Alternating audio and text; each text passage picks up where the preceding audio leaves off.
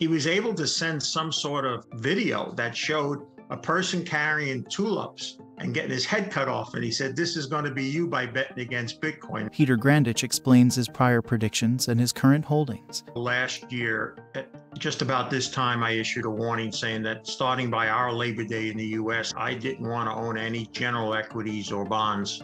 And of course, I took even a much harsher stance on cryptocurrencies, calling them the tulip mania of the 21st century, which did open up some interesting responses from people across the world. This morning, I issued a blog post that said I'm now 100% long uranium, copper, gold, and silver stocks. I don't still own any general equities or bonds and still will not go near cryptocurrencies, although I think the inevitable shakeout there that I spoke about is underway, and probably in the next 12 to 24 months, after they go somewhat lower even more, like out of the internet bubble, will come some good companies with blockchain technology for the 21st century. Peter explains the type of death threats he has been receiving because of his market predictions.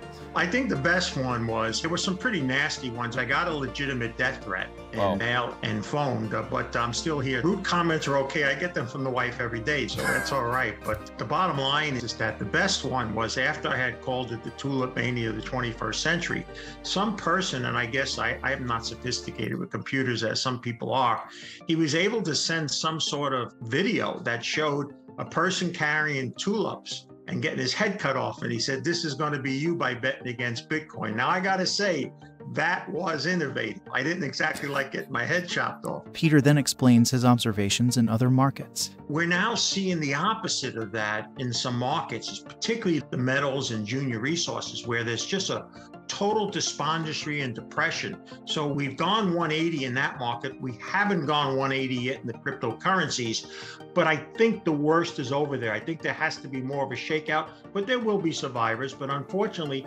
most of the people that saw 2/3 of the market go to money heaven, they're not going to be able to play again. And that's the sad news in that story. Bottom line is that, yes, not everything is going to disappear in that. I've always said blockchain technology is legit. What I think it's going to become is, I think people are going to realize that it never will come what they thought it would be from a technology standpoint on how it would interface into monetary and economics. It will be a technology, and like technology stocks, and that's why I think it's begun to trade so in line with technology. When technology eventually rebounds, and certainly after this bear market is over, that's when you'll see those type of things, whatever left, do quite well. I think that's still a ways away, and I think there are some people that have been burned too bad that are just not going to be either financially or psychologically prepared to play that if and when that opportunity comes. So what's commonly known now as the everything bubble, which we've seen basically burst first in stocks and then bonds and then cryptocurrency, it has one more market where there's been obviously as much of a bubble as anywhere else, and that's in the real estate market, both in Canada and the US. And both in Canada and the US, I believe that bubble is starting to burst. And the difficulty with that is that once it does, and it joins the other markets at substantially lower levels, the thing that yet has hit the markets in general, and I'm talking general financial markets, is the wealth effect impact of all of this. And so while the recession is likely to come and damper or lessen inflation than where it may be, even though I believe inflation is a lot higher than what the government reports, the negative wealth effect will become the overriding factor and keep markets on the defensive. So yes, I would say to you, we're seeing the end of the big bubble in real estate. I think it's the one that we're going to see the most down over this quarter versus the other markets. And when that happens, I think it's going to be quite difficult for the average investor to feel really good about anything. And I think we'll all see more defensive markets. And that's why I don't think the stock market has another crash in it, but I think it's going to chop and grind lower into 2023. And that's why I wouldn't yet want to own general equities at this point. Peter explains his outlook on the housing market. Here in the US, a lot of the money that has really pushed home prices, and that's what individuals care mostly about, has been from actually investors buying up houses, not so much that people just needed another house. And anything else, when there's more demand, stocks go up.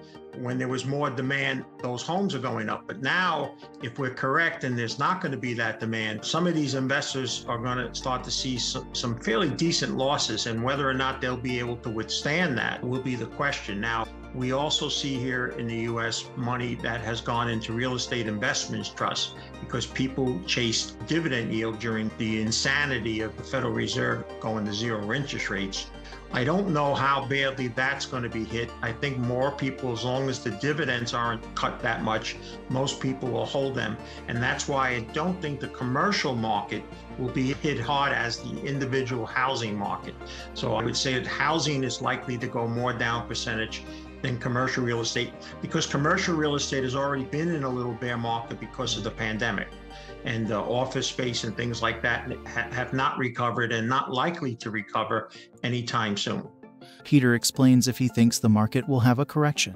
Things are just not going to keep going up to what people have been used to. We've been living in a very false premise with substantial returns that just don't make, according to the old economics 101 books and us old relics that still read them, you can't keep having gains substantial as we did and keep on going forever. And the only thing I learned in almost 40 years is we tend, as human beings in everything, go extreme one side or another. So if we reach the peak on one end, we're not going to go back to the middle. We're going to have to swing to the other side. It's like a chart that I sent you about sentiment and so forth and so on. We were at euphoria.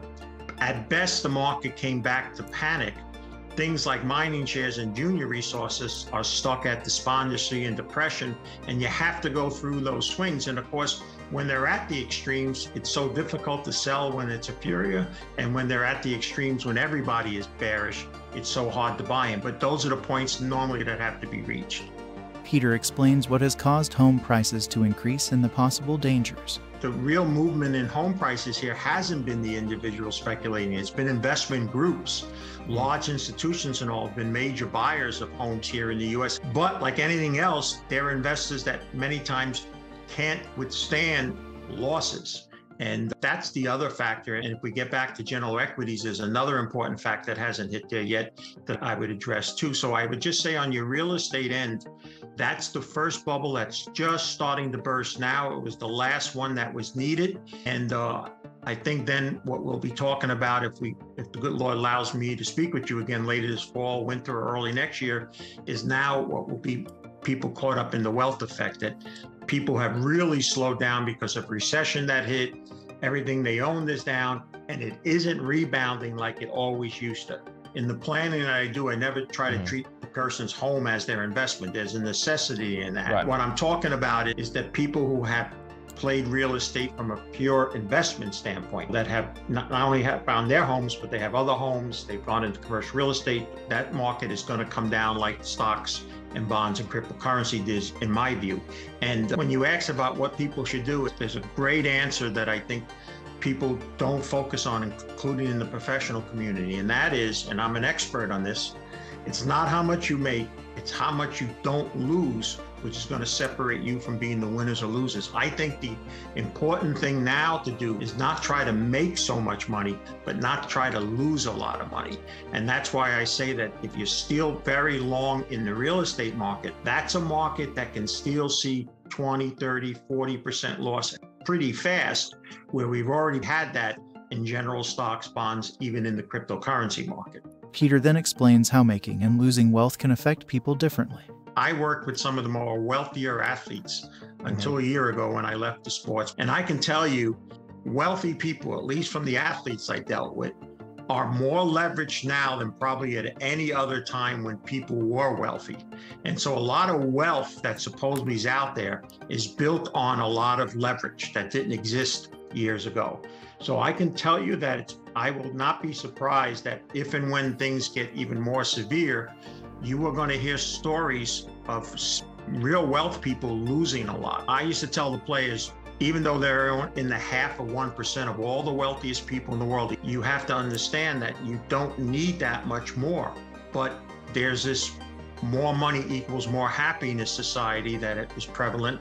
thanks to Wall Street and Madison Avenue and all the other people, and they get caught up in it. Now, is it easy if you go from 100 million to 5 million? Yeah, for the person that has no money, they would love to be. But those people, when they have those issues and lose like that, other things impact them in their lives too, family, personal health, the way they look at life. So I understand what you're saying, but this is going to be damage across the board. It's not going to be limited to just the little guy this time around.